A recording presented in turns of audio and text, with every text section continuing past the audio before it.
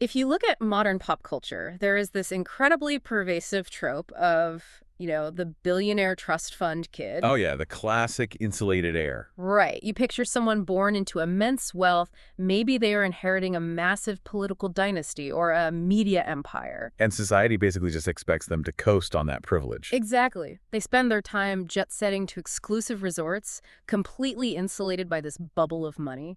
Maybe they show up for a gala photo up here and there, but otherwise they're just comfortably disconnected from the gritty realities of the world. Yeah, totally detached from the struggles of everyday people. But I want you to imagine for a second a modern-day trust fund kid who completely shatters that stereotype. Okay, I'm intrigued. Instead of yacht parties or luxury cars, they take their massive allowance, sneak out the back door of their mansion, and spend their time doing grueling, often dangerous work. Like in the slums. Yes, in the most impoverished, disease-ridden slums of the city. And they do this so quietly that the people living in their own house have absolutely no idea. I mean, that sounds like the origin story of a comic book vigilante or something. Right, it sounds like a spiritual Batman. But this isn't fiction. This is the documented historical blueprint of a very real life. Which is just wild to think about. It really is. And today we are taking a massive stack of sources for this deep dive. We've got century-old local parish bulletins, official Dominican order announcements, a modern infographic from the St. Vincent de Paul Society in Hong Kong, and even this deep theological essay from a group called Those Catholic Men. That is quite the mix of documents. Yeah, and our mission today is to figure out how a privileged, joke-loving Italian mountaineer from the 1920s built such a radical legacy. A legacy so huge that he is actually about to become a canonized saint in 2025. Exactly. We are diving deep into the life of Pier Giorgio Frassati. And to understand the absolute whiplash of his life choices, we really have to look at the world he was born into. So we are in early 20th century Turin, Italy. Right, and Turin in the early 1900s was a city of extreme contrast. I mean, it was this massive industrial hub. Lots of factories, lots of wealth. Yeah, you had the absolute upper crust of Italian high society, basically floating above this vast, struggling population of the working poor. And Pier Giorgio Frassati was born right at the top of that row. Firmly planted at the very top of that social pyramid. He was born on April 6, 1901. His father was an Italian senator and the founder and editor of the incredibly powerful newspaper, Stampa. Which was a massive deal. Huge. And his mother was an established, wealthy artist. So he was essentially born Italian royalty. Okay, so I'm struggling to understand the psychology of what happens next, because usually when a teenager born into that kind of strict high society family rebels, they steal the car, skip school, throw a massive party. Right, the typical rich kid rebellion. Yeah. They don't rebel by actively choosing poverty. So was he just being contrarian to annoy his powerful dad, or was something deeper happening? It was profoundly deeper. And I mean, it created immense friction in the household. I can imagine. Because his parents were this highly secular, politically driven aristocratic couple. They fully expected him to eventually take over the newspaper empire or, become a political titan like his dad. So they didn't really get the religious stuff. Not at all. They viewed his intense religious devotion and his desire to mingle with the destitute as embarrassing. They thought it was almost peasant-like behavior. Wow, I'm just completely writing it off. Yeah, but they couldn't stamp it out. Because his empathy wasn't just a teenage phase. He was, hardwired into him from early childhood. And the sources really back that up with some incredibly vivid scenes, like the St. Vincent de Paul Society infographic from Hong Kong details this one moment when he was just a little boy. Oh, the shoe story. Yes. So a woman knocks on the door of their sprawling villa, begging for help. She has a little boy with her, and he is half naked and entirely barefoot. And Pier Giorgio's mom wasn't home at the time. Right. And the household servants are too intimidated by their employers to give anything away. And young Pier Giorgio doesn't have any money of his own yet. So what does he do? He sits down right there in the entryway, takes off his own shoes and socks, hands them to the woman and says, "Madam, take these for your child to wear." I mean, that level of immediate practical sacrifice is rare for anyone, let alone a child. Exactly. He didn't just feel bad for the boy, He physically transferred his own comfort to him. And there's another historical account that perfectly captures the ideological clash with his father. Oh, is this the one with the beggar? Yeah. So a beggar reeking of alcohol comes to the door. Yeah. His father, the prominent senator, turns the man away in absolute disgust. He shuts the door on him. Just turns him away. And Pier Giorgio, still just a kid, bursts into tears, runs to his mother and asks, A poor man came earlier and Father sent him away. Yeah. What if he was Jesus? Did we just turn Jesus away? He possessed this intense spiritual radar that his parents just completely didn't understand. Right. And St. John Paul II would later call him the man of the Eight Beatitudes. Which is quite a title. It is. It refers to his profound inner peace and mercy. But reading the sources, his actual youth was anything but serene and quiet. No, not at all. And that is where we really have to separate the man from the stained glass window stereotype. Yeah, he wasn't just sitting around with his hands folded. Exactly. He was loud, he was athletic, he was heavily involved in art and music. He had such a wild penchant for elaborate practical jokes that his close friends literally nicknamed him the Terror. The Terror. I love that. Yeah, he was deeply embedded in the roaring culture of the 1920s. But as he grew up, that childhood empathy didn't just fade into polite philanthropy, It metastasized. He started making active, radical choices. Yeah, choices that systematically dismantled his own privilege. The sources outline this timeline, and it is staggering. Like, at just 17 years old, he officially joins the St. Vincent de Paul Society to serve the poor. And he also became a third-order Dominican around that exact same time. Wait, okay, what does that actually mean for a 17-year-old? Did he shave his head and move into a monastery while still in high school? No. A third-order arrangement is entirely different from becoming a monk. Okay. It means you formally commit to living by your religious order's strict rules. So daily prayer, fasting, radical charity. But you remain out in the secular world. So no robes. Right, you don't wear the robes. Okay. You wear a suit and tie. But your internal life is governed by a monastic level of discipline. And he applied that discipline to his wealth immediately. Like, when it came time for his high school graduation, his father offered him a massive gift, a car. And in the 1920s, an automobile was the ultimate status symbol. Oh, absolutely. But Pier Giorgio asks his dad for the cash equivalent instead. Yeah. And the second his father hands over the money, Pier Giorgio takes the entire sum and gives it directly to the poor in the Turin slums. He systematically divested himself of every advantage. I mean, he would frequently give away his bus fare to people on the street. Which caused some problems at home. Big problems. Yeah. Because his aristocratic family demanded strict punctuality for their formal dinners. Right. So he would physically sprint miles through the streets of Turin just to make it to the dinner table on time. He'd show up sweating and exhausted just so his parents wouldn't find out he had given his bus money away. He even refused to go on family vacations. Like, when the summer heat hit the city, his family would retreat to their sprawling country estates. Like wealthy families do? Yeah, but he would refuse to pack. He would tell them, if everybody leaves Turin, who will take care of the poor? And this refusal to compromise his beliefs wasn't just a polite disagreement at the family dinner table. No, things get much more intense. Because as Benito Mussolini's fascist regime gained power in Italy during the 1920s, Frassati's convictions forced him into highly dangerous physical confrontations. And I want to be clear for you listening, we're looking at this strictly through the historical accounts provided in our sources. We're just reporting the events here. Frassati was deeply involved in student groups promoting Catholic social teaching, which put him on a direct collision course with fascism. Well, fascism demanded absolute, unquestioning loyalty to the state above all else. Catholic social teaching, conversely, promoted the dignity of the individual and subsidiarity. Which is the idea that communities should support each other at the local level without state domination, right? Exactly.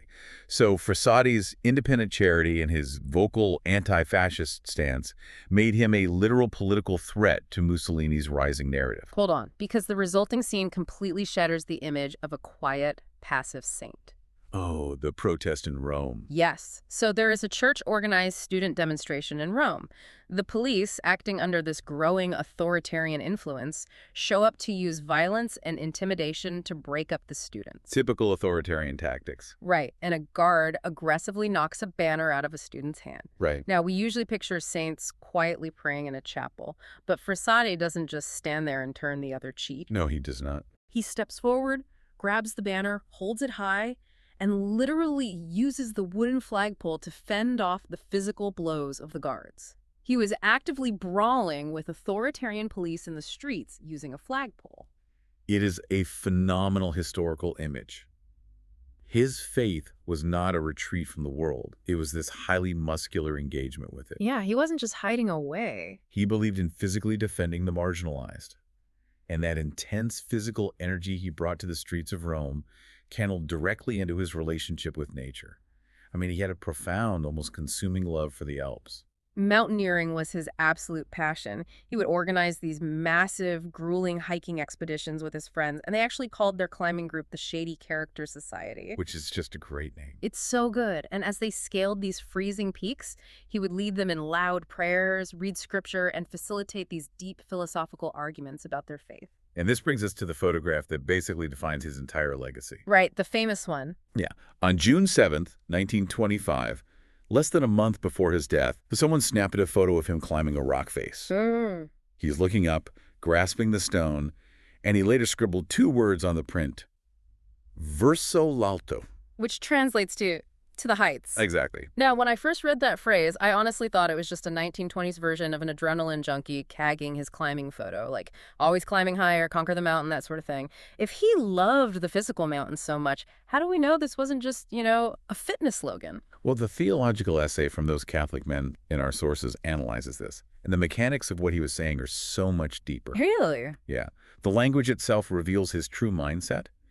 The essay points out that in Italian, verso is a preposition of orientation, meaning towards. Okay. And alto functions as a noun for height. Crucially, though, alto is not the Italian word for a physical mountain summit. If he meant the physical peak of the mountain, he would have written verso la cima. Oh, wow. So why use alto? Because alto carries a deep liturgical weight. In the Catholic Mass, the priest says, in alto I nostri cuori, which means lift up your hearts. Ah, I see. So for Frassati, who attended Mass daily, Verso l'alto wasn't a mountaineering slogan. It was a declaration that his entire existence, his climbing, his street fights, his charity, all of it was oriented toward the ultimate height, which is God. And the sources explain this through a framework called the Ignatian First Principle and Foundation. How does that actually work in practice? So the Ignatian First Principle is a philosophical framework that treats all material things, wealth, health, and even majestic mountains, strictly as tools. Like stepping stones. Exactly. They are not the end goal. They are instruments meant to help humanity reach God. So Frassati didn't worship the mountains, and he didn't climb them just to conquer them. He used the physical exertion of the mountains as an instrument to elevate his soul. And he applied this aggressive pursuit of purpose to every single day. There's a letter he wrote to his friend Isidoro Bonini in 1925, and the wording is just brilliant. Oh, the Vivaciere quote. Yes. He writes, "To live without a faith is not living, but existing. We must never exist," and the Italian word he uses is vivacere, which literally means to scrape by. Right. He says we must never exist, but live. Vivere. Vivacere versus vivere. To scrape by versus to truly live. To me, Verso l'alto is the ultimate 1920s anti-hustle culture manifesto. I love that framing. I mean, today we constantly measure living by career milestones, bank accounts, or how many summit photos we can post. Frassati's arguing that if your actions aren't oriented toward a transcendent spiritual purpose, you are just spiritually scraping by, no matter how many millions you have in the bank. It is a radical metric for success. He completely embodied vivere. But the tragic reality of his life is that this exact philosophy, this radical refusal to insulate himself from the suffering of the world, is precisely what killed him at such a young age. Yeah, the timeline is brutal. It's July 1925. Frassati is only 24 years old, and he suddenly contracts a severe case of polio. Now, why did a wealthy kid living in a pristine mansion catch polio? Well, the doctors strongly suspected he contracted it directly from the squalid, overcrowded tenements of Turin. Because he was spending so much time there. Right. You have to understand the mechanics of the 1920 slums. Turin's industrial poor were living without proper sanitation or clean water. Polio is highly contagious and spreads rapidly in those exact conditions. And he wasn't keeping his distance. Not at all. Frassati wasn't just dropping off money from a carriage. He was sitting in these disease-ridden rooms, holding the hands of the sick. He basically walked right into the epicenter of the infection. And the visual of his final moments is absolutely gut-wrenching. His body is shutting down in his family's mansion. His family is in an absolute panic. But even as he is dying, his mind is still in the slums. Right up to the end. It's the day before he passes away. His hand is already partially paralyzed from the polio attacking his nervous system. But he forces himself to hold a pen and scribble a final note to a friend who worked with him in the St. Vincent de Paul Society. With a paralyzed hand. Yes, with a crippled hand, he writes. Here are the injections for Converso. The pawn ticket is Sappa's. I had forgotten it. Renew it on my behalf. He is literally using his fading breaths, his last ounces of physical strength, to ensure a poor man doesn't miss his medicine and another doesn't lose his pawned belongings, And he passed away the very next day, on July 4th, 1925. which sets the stage for his funeral. And this is the moment his spiritual Batman double life is completely exposed to the light of day. His aristocratic family arranges a funeral expecting the elite of Turin to arrive. Right, they expect senators, newspaper tycoons, and high society artists to fill the pews. But when they open the doors of the church, the wealthy family is absolutely floored. The streets of Turin are packed. It's completely overrun. The avenues are lined with thousands of poor, grieving strangers, factory workers, beggars, widows, and orphans. These were the people Pier Giorgio had been secretly serving for 7 years. And his own family had no clue. None. The people he ate dinner with every night had absolutely no idea of the immense scale of his hidden life until they looked out at this massive sea of weeping strangers. It was a monumental revelation. And the impact of that hidden life didn't end in 1925. It has continued to ripple outward for a century. Right, the beatification. Yes, St. John Paul II beatified him in 1990. His physical remains were moved and are currently housed in the Cathedral of Turin, specifically in the third chapel on the left aisle. Oh, okay. And now he is making modern global news. Because on September 7, 2025, Pope Leo XIV will officially canonize him as a saint, alongside the millennial Blessed Carlo Acutis. But becoming a canonized saint requires a rigorously verified posthumous miracle, right? It does. And the sources detail the specific event that cleared the path for his 2025 canonization. It happened to a man named Father Juan Gutierrez. Yeah, this is a fascinating story. In 2017, Gutierrez was a 38-year-old seminarian studying in California. He was playing basketball with other seminarians when he suffered a massive injury. Oh, right. A completely torn Achilles tendon.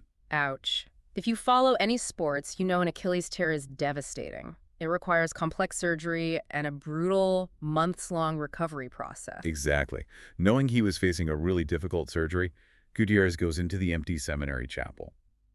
He decides to pray a novena, which is a structured 9-day period of focused petitionary prayer. Right. And he's asking specifically for Pier Giorgio Frassati to intercede for him.